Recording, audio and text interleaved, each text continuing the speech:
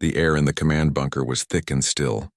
It smelled of old sweat, stale coffee, and the sharp, clean scent of ozone from the overworked machines. Min, the commander of what was left of the colony's defense, stood over the central table. A glowing map was projected on its surface. It showed their home, the planet Kalis. Large areas of the map were colored a sickly, pulsing purple.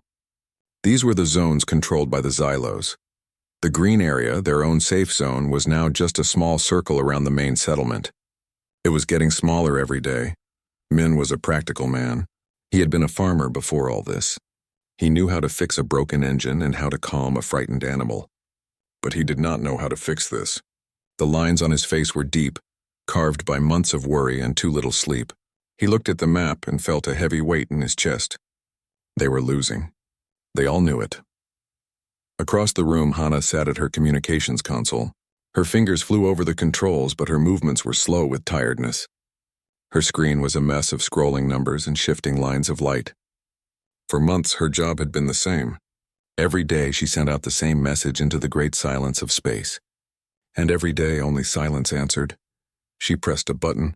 A small light on her panel turned from yellow to green. She leaned toward the microphone. Her voice was hoarse but clear. "This is Colony Kalis. Our situation is critical. We have widespread system failures. Our defenses are failing. We have many wounded. We require immediate assistance. Does anyone copy?" She released the button. The only sound was the low hum of the bunker's generator and the soft, sad beep of the console confirming the message had been sent. There was no other answer, just the static hiss of empty space. This was the hope they had held on to for so long. When humans first reached for the stars, they dreamed of a galaxy full of friends. They built ships and sent out messages of peace. They anticipated help. They believed that older, wiser species were out there. They thought that if they ever got into trouble, a friendly hand would reach down from the stars to save them. That hope now felt like a childish dream. The door to the bunker slid open with a hiss. June walked in, wiping his greasy hands on an even greaser cloth. He was their best engineer, young and full of ideas, but now his eyes were shadowed with exhaustion. "The eastern power relay is gone," June said, his voice flat. "The Xylos took it out an hour ago. I can't reroute the power anymore. There are no more routes. We are running on batteries and prayers." He looked at Min. "The lights might start going out soon, Commander." Min just nodded. He had no orders to give. There was nothing left to fix. Suddenly, a sharp, different sound cut through the room. It was not the static they were used to. It was a clear, strong signal tone from Hana's console. Everyone in the bunker froze. Hana's hands suddenly moved with a speed they had not seen in weeks. "I'm getting something," she said, her voice a tense whisper. "It's a structured transmission, a very strong one. It's on the Galactic Council's official frequency." A spark of something dangerous hope ignited in Min's chest. He walked quickly to her station, leaning over her shoulder. June moved closer too, his tiredness forgotten for a moment. "This is it," June breathed. "They heard us. The Galactic Council. They're coming." Hana worked to clean up the signal, a screen filled with alien symbols before resolving into a language they could understand. An image appeared. It was not a face, but a simple official emblem, a circle of interconnected stars. The symbol of the Galactic Council. A voice began to speak. It was calm, smooth, and utterly without emotion. It was the voice of a bureaucrat, not a savior. "To the human settlement designated Colony Kalis, we have received your repeated requests for aid. The Galactic Council has reviewed your situation with the utmost consideration." The voice paused. The bunker was so quiet you could hear the dust settling. "It is the finding of this council that the Xylos' hegemony in your sector is a recognized and legitimate political entity. Your conflict, while unfortunate, falls under the category of a local territorial dispute. According to Galactic Statute 74 Alpha, concerning non-interference, the Council is forbidden from involving itself in the internal affairs of a recognized hegemony." The words were like physical blows. Min felt the hope inside him shrivel and die. "The Galactic Council offers its sincere regrets for your predicament." The voice continued, as if reading from a manual. "You are on your own. We are sorry." The message ended. The emblem vanished from the screen, replaced once more by the swirling, empty static. The silence in the bunker was heavier than before. It was a crushing, absolute silence. Hana stared at her screen, her hands lying limp in her lap. June looked down at the floor, his shoulders slumping. Min straightened up. The weight on his shoulders felt 1,000 times heavier. He looked at the faces of his people. He saw the last flicker of light go out in their eyes. The help they had waited for, the help they had dreamed of, was not coming. The galaxy was not a community of friends. It was a place of rules and cold, hard politics. They were alone. Completely and utterly alone. The silence in the bunker did not last. It was broken by the low, urgent beeping of the tactical display. A new wave of purple dots was advancing on the main gate. The Xylos were not giving them time to mourn their shattered hopes. Min was the first to move. He walked to the center of the room. His face was like stone. The kind and tired farmer was gone. What remained was the commander of a lost battle. "They are not coming," he said. His voice was low, but it carried across the room. "No one is coming to save us." He looked at Hana, at June, and at the other few people in the command bunker. Their eyes were wide with fear. "We have two choices," Min said. "We can lie down and die when they break through that door. Or we can stand up and make our end mean something. We can make them remember that humans were here. We can make them pay for every meter of ground." He pointed a finger at the map. "We fight with what we have left. We fight until we have nothing left." A new energy, dark and determined, filled the room. There were no cheers, only grim nods. The hope for rescue was gone. Now there was only the promise of a fight. June stepped forward. "Sir, we can't win a fight, but we can deny them a victory." He pulled a small data pad from his pocket. On it was a schematic of the colony's power grid. He pointed to the large central circle representing the main reactor. "The reactor is failing, but it still has a massive energy reserve. I can reroute all remaining power into its core. I can make it overload. It would create an electromagnetic pulse. A very, very big one." He looked up, his young face serious. "The pulse would wipe out all our systems. Everything electronic would die. The lights, the computers, the life support, all of it. But it would also do the same to the Xylos. Their walkers, their skimmers, their communicators. All the technology on this side of the planet would be fried. They would be just as blind and helpless as we are." Min studied the plan. "It would be a death sentence for the colony." "For everyone here?" "Yes," June said quietly. "But it would also stop their army. It would give any other human colonies time to prepare. It would be a message. You can kill us, but you will not walk away from it." He took a deep breath. "And someone has to stay behind to trigger the sequence. It can't be done remotely once it's started." The meaning was clear. Whoever did this would not be leaving the reactor room. Min placed a hand on June's shoulder. "Can you prepare it?" June nodded. "I can. I will need an hour." "You have it," Min said. As June hurried out of the bunker, Min turned to his comms officer. "Hana, get me Yuna." A moment later, a crackling voice came over the speaker. It was filled with the sound of distant explosions. "Yuna here." "Yuna, the situation has changed," Min said. "There will be no rescue. We are enacting a final contingency. June is preparing a reactor overload. We need your squad to hold the main gate. You must buy him 1 hour, no matter what." There was a pause on the other end. Then Yuna's voice came back, hard as steel. "We will hold the gate, Commander. They will not pass, not while one of us still draws breath." The connection cut out. Min began giving other orders. He directed the few remaining militia to fall back to the main plaza. They would make their final stand there, protecting the entrance to the bunker and the reactor building. It was no longer about winning. It was about making a point. While Min organized the defense, Hana sat at her station. Her mind was racing. The Galactic Council had refused to help. They had broken the rules for the Xylos. But what if someone else was listening? What if there were others who did not care about the rules? She looked at the open channel, the one she used to beg for help. An idea, desperate and wild, formed in her mind. She changed the settings on her transmitter. She was not going to ask for help anymore. No one was listening to their pleas. Instead, she started a broadcast, a raw open data stream sent on every frequency she could access. She plugged her personal data pad into the console. It was filled with old files, videos of the colony from better times, children playing in the green fields, people building their homes. She set these to play on a loop, a silent reminder of what they were. Then she linked the broadcast directly to the colony's internal sensor network. The external cameras showed the advancing Xylos forces. The audio picked up the whine of their engines and the blast of their weapons. She patched into the helmet cams of Yuna's soldiers. showing a shaky first-person view of the trenches and the fearful faces of young men and women. She was not sending a message. She was sending a story. The true story of their last stand. Min saw what she was doing. He walked over. "Hana, what is this?" "This is a waste of power." "No, it's not," she said, her eyes fixed on her screen. "The council won't help. But maybe someone else is listening. Someone who doesn't play by their rules." "What rules?" Min asked, his voice tired. "The rules of politics. The rules of non-interference," Hana said, her fingers flying.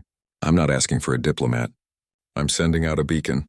I'm showing anyone who can hear what is happening here. I'm showing them our courage. And I'm showing them the face of the enemy that is crushing us." She looked up at him, her eyes blazing with a new fire. "Let the whole galaxy see what it means to be human. Let them see what it means to be alone and to fight anyway." Min was quiet for a long moment. He saw the logic in it. It was a different kind of weapon, a weapon of truth. He gave a slow single nod. "Do it." Outside at the main gate, the world was noise and fire. Yuna stood in a trench, her rifle resting on the dirt wall. Her squad was around her. They were so young. They looked to her for strength. 1 hour, she shouted over the noise. "The engineer needs 1 hour." "We are the wall. Nothing gets through. Do you understand me?" A series of determined nods answered her. They checked their weapons. They had little ammunition left. The Xylos skimmers appeared over the ridge. They were fast, silent craft that floated just above the ground. They fired bright bolts of plasma that melted the dirt and steel around them. "Open fire," Yuna yelled. The trench erupted with the sound of human gunfire. It was a crude, loud noise compared to the silent energy weapons of the Xylos. But it was their noise. A Xylos skimmer, hit by multiple rounds, wobbled and crashed into the ground. A cheer went up from the trench. It was a small victory. But it would not last. More skimmers came. Then the walkers appeared. These were large four-legged machines like giant metal insects. Their heavy weapons fired shells that exploded with terrible force. One shell landed near the trench, throwing dirt and smoke into the air. When the smoke cleared, 2 of Yuna's soldiers were gone. She felt a scream of rage build in her throat, but she choked it down. Rage would not help now. Calm would. "Focus fire on the walker's legs." "Aim for the joints." They fired. Bullets sparked against the thick armor. It was like throwing pebbles at a monster. The walker took another step, its heavy foot crushing the outer wall of the gate. Back in the reactor control room, June heard the explosion. The room shook. Dust fell from the ceiling. He did not look up. His world was the control panel in front of him. Wires and circuits were spread out across the floor. He was bypassing safeties, rerouting power conduits. His hands were steady. He was creating a bomb, and he would be at its center. He thought about his family back on Earth. He hoped they would understand. He hoped they would be proud. He connected the final wire. The panel now had a single, large red button under a clear plastic cover. The overload sequence was ready. All it needed was the final command. He took a deep breath. His job was done. Now he had to wait for the order. He sat on the floor, his back against the warm metal of the reactor core, and listened to the sounds of the battle outside. He was ready.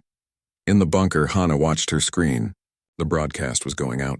The images of a peaceful past mixed with the violent, chaotic present. She saw through a soldier's camera as a walker's foot came down, and the screen went black. She heard the screams and the shouts of orders. She was sending it all out, a message in a bottle thrown into a vast, dark ocean. She had no idea if anyone would ever find it. But she had to try. Min stood over the tactical map. The purple dots were everywhere. They were breaking through the gate. Yuna's squad was being overrun. He keyed his comms. "Yuna, fall back to the plaza. Your fight at the gate is over." There was no answer. "Yuna, do you copy?" "Fall back." Static. Min closed his eyes for a second. Then he opened them and turned to Hana. "Get me June." The connection to the reactor room was still open. "June," Min said, his voice heavy. "Are you ready?" "I am ready, Commander." June's voice came back, calm and clear. Min looked at the map. The end was here. He was about to give the order to end it all. But before he could speak, Hana suddenly gasped. Her console was going wild. Lights were flashing that had never flashed before.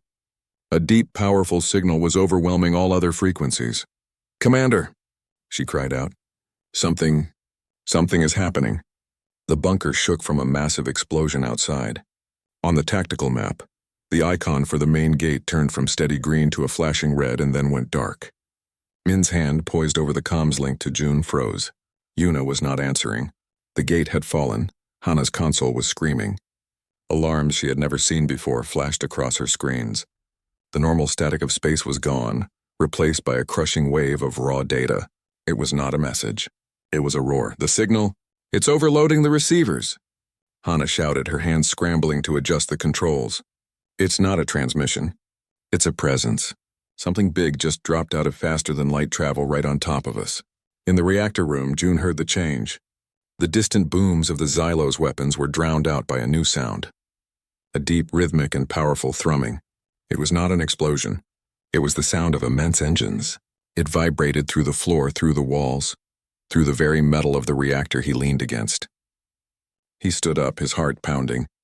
This was not part of the plan. Outside, in the ruined plaza, Yuna pushed herself up from the ground. Her head rang. The last Xylos blast had thrown her against a broken wall. Around her, the few soldiers who were left were stumbling, confused. The Xylos walkers were advancing, their metal feet crushing the rubble of the gate. Then the world turned red. It was not the red of fire. It was not the red of sunset. The gray, smoke-choked sky above the colony began to glow. It started as a faint pink light at the edges of the clouds, but the light grew brighter and brighter, until the entire sky was a deep, burning, bloody crimson. It was the light of 1,000 suns being born at once. The light came from the immense fiery tails of countless ships tearing through the atmosphere. They were huge. They were not sleek and silent like the Xylos ships. They were brutal, angular, and covered in weapons. They were like flying fortresses made of steel and anger. They filled the sky from one horizon to the other, their red engine burns painting the colony, the Xylos, everything in a hellish glow. The Xylos' advance stopped. Their walkers paused, their weapons shifting upwards, unsure. The scene was frozen for a moment, painted in violent red. Then a new voice erupted over every comms channel, human and Xylos. It was a human voice, but it was rough and gravelly. It spoke in heavily accented but perfectly clear Korean. Colony Kalis. This is Captain Ryu of the Terran Sol Defense Fleet. The voice was calm, almost casual. We heard the party. Sorry we're late. The Terran ships did not ask for a surrender. They did not send a warning. They opened fire. It was not a precise surgical strike. It was a storm. Massive shells, glowing with heat, rained down on the Xylos positions. They did not explode with a bright plasma flash. They tore through the Xylos walkers with raw kinetic force, ripping the metal machines into shreds. Beams of pure energy, brighter than the crimson sky, lanced down and vaporized entire groups of Xylos skimmers where they hovered. It was not a battle. It was an annihilation. Yuna and her soldiers watched, their mouths open in shock. A Xylos walker, one of the terrifying machines that had pushed them to the brink, took a direct hit from a falling shell. The walker did not just explode. It disintegrated.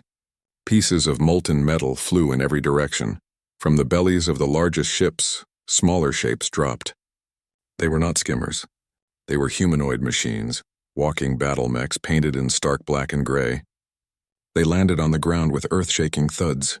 They were twice the size of the Xylos walkers, and they moved with a shocking speed. They waded into the remaining Xylos forces, using their giant metal hands to grab the enemy machines and tear them apart. They used massive cannons on their shoulders to blast others into scrap. It was brutal. It was direct. It was overwhelming. In the bunker, Min stared at the tactical map. It was useless now. The map was designed to track a ground battle, not this. This skyfire. He could only watch the external camera feeds. He saw a Terran mech pick up a Xylos skimmer and hurl it into two others. The screen flared white as all three vanished in a fireball. He looked at Hana. Her face was lit by the crimson light from her screens. She was listening to something on her headset, her eyes wide. They are asking for our tactical data, she stammered. They want to know where our people are so they don't shoot us by mistake. Give it to them, Min said, his voice a mix of awe and horror. This was not the help he had imagined.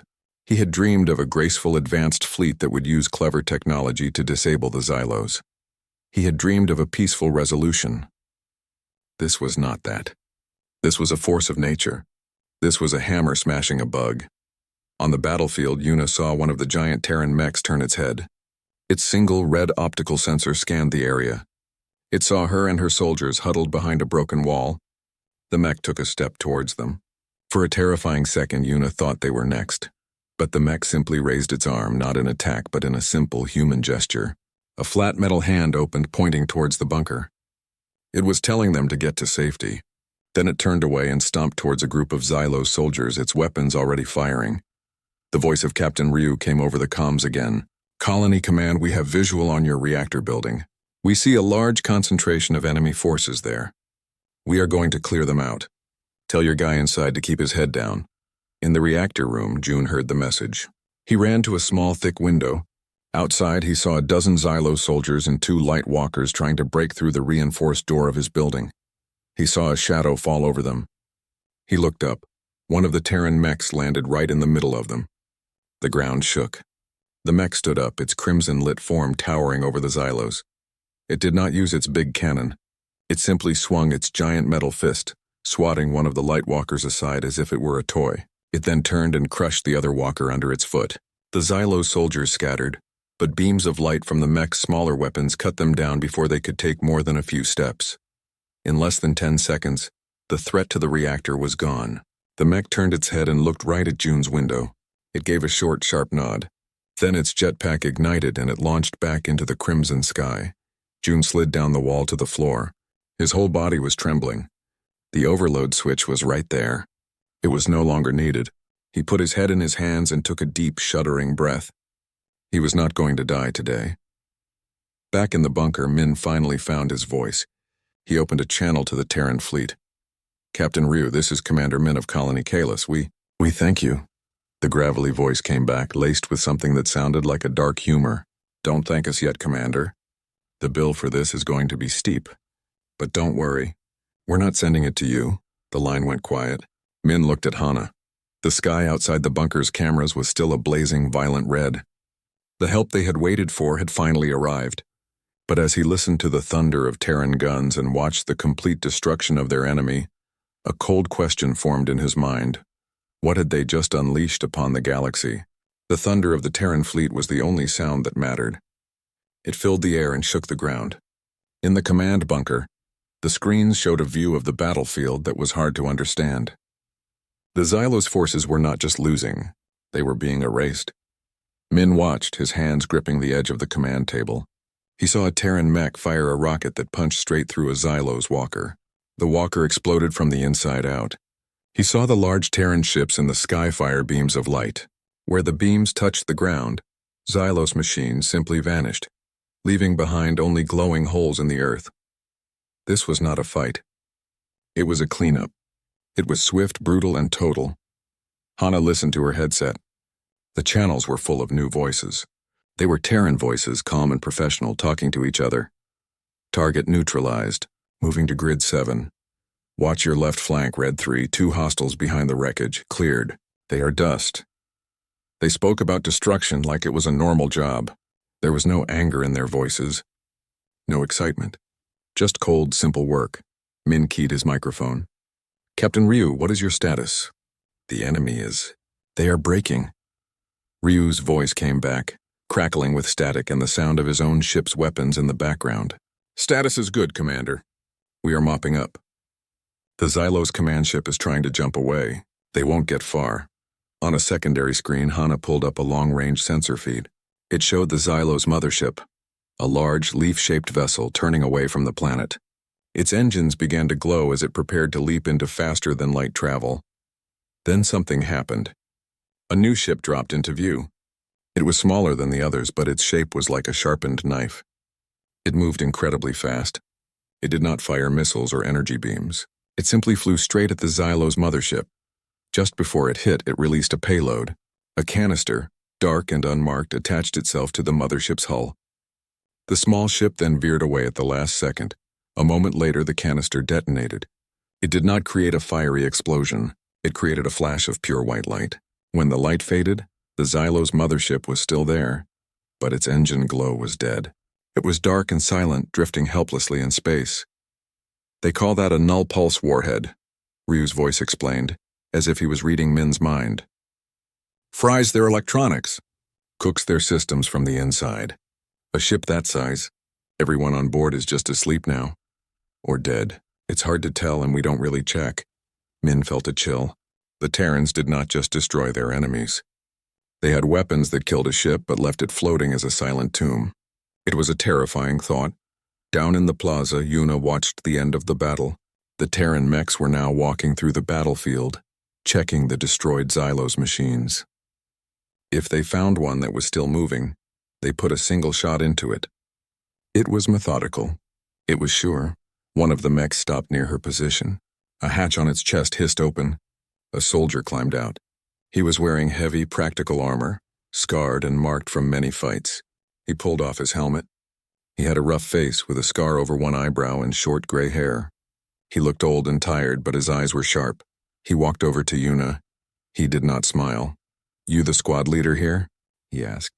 His voice was the same gravelly one from the comms. This was Captain Ryu. Yuna stood up straight, trying to hide her exhaustion. "I am, Yuna." Ryu nodded, looking at the few soldiers behind her. "You and your people fought well. You held the line. That matters." He looked around at the destruction, at his own mechs finishing off the last of the Xylos. "The Galactic Council," he said, turning back to Yuna. "They sent you a message, didn't they? They said they were sorry." Yuna was surprised. "How did you know?" A dry, harsh sound came from Ryu's throat. It was his version of a laugh. "They sent us the same message. They told us to stand down. They said this was a local matter, and that we were violating galactic law." He spat on the ground. "They anticipated help from the council. They thought help would come with a friendly hand and a polite speech." He gestured with his thumb at the crimson sky, where his massive ships still loomed. "We are not that kind of help." Just then, Min and Hana arrived from the bunker. Min walked up to Captain Ryu. He looked at the scarred soldier, then at the powerful war machines around them. "Captain," Min said, "you saved us." "I don't know how to thank you," Ryu shook his head. "Don't. We didn't do it for thanks. We did it because you are human." He looked at Min, his eyes hard. "The galaxy is a big, dark, and very dangerous place, Commander. The Council, with all their rules and their politics, they live in a safe little bubble. They think words and laws can protect you. But out here on the edge, there is only one law." He tapped the weapon on his hip. "This law," Hana spoke up, her voice quiet. "We heard your message. How did you find us?" "Our signal was so weak," Ryu turned to her. "Your broadcast, the one you sent at the end. You weren't asking for help. You were showing who you were. You were showing your fight. That is a language we understand. Our listening posts heard that. We heard the truth in it. We came." He looked back at the colony, at the scared faces of the civilians now starting to come out of hiding. "The Council sent their regrets. We sent our fleet.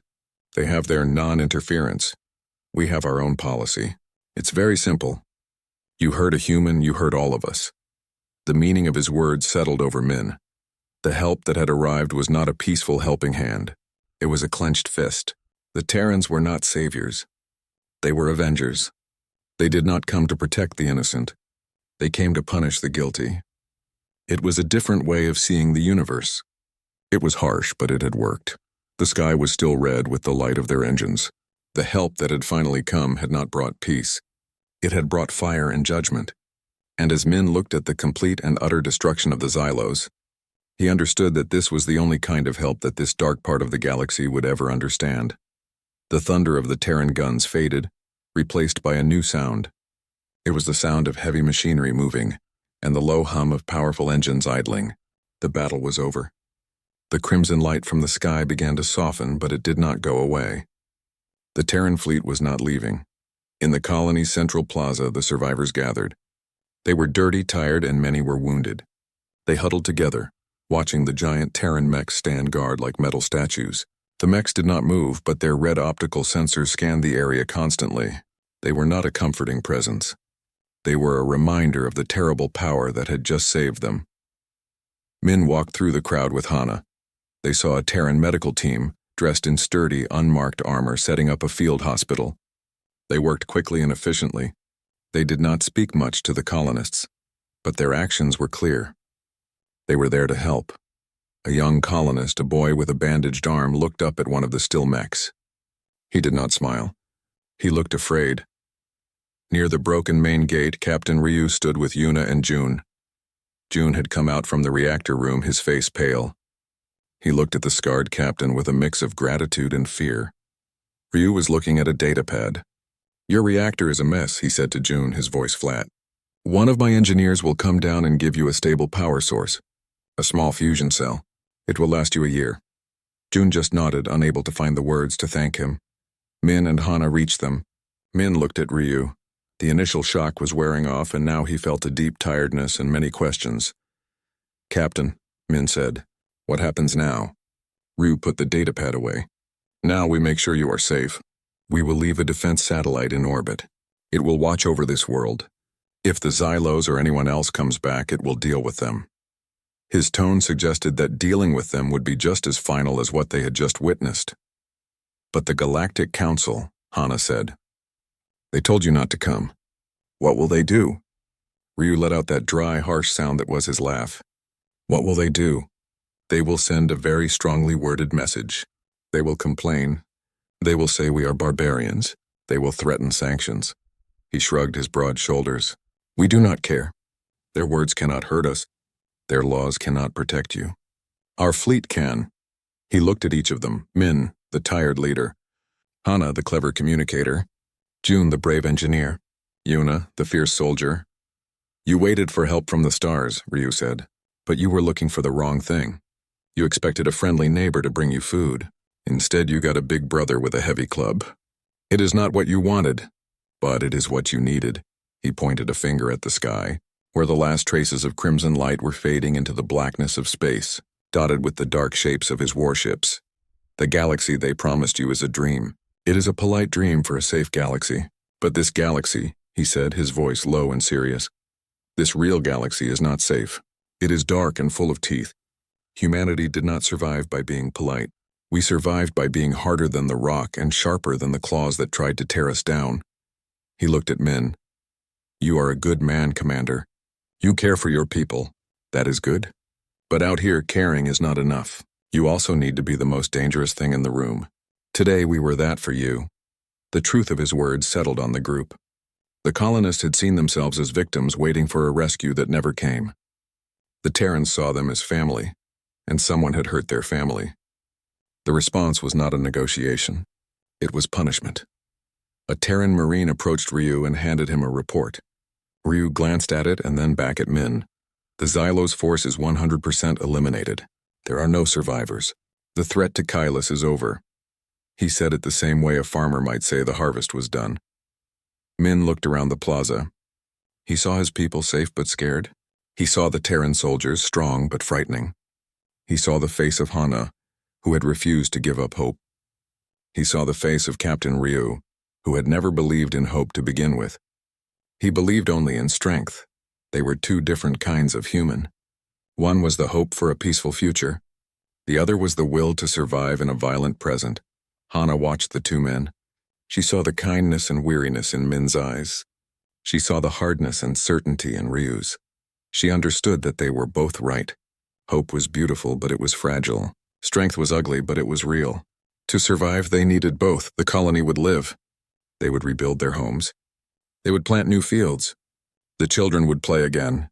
But they would do it under the watchful eye of a defense satellite, a gift from their fierce protectors. They would do it knowing that the galaxy was not a friendly community but a jungle, and they would do it knowing that in the darkest hour the sky would not fill with gentle saviors. It would blaze crimson with the fury of their own kind. The help they had received was not a gentle hand. It was a warning to the entire galaxy. Humanity was here, and if you hurt one of them, all of them would come for you. The sky would burn red until the debt was paid.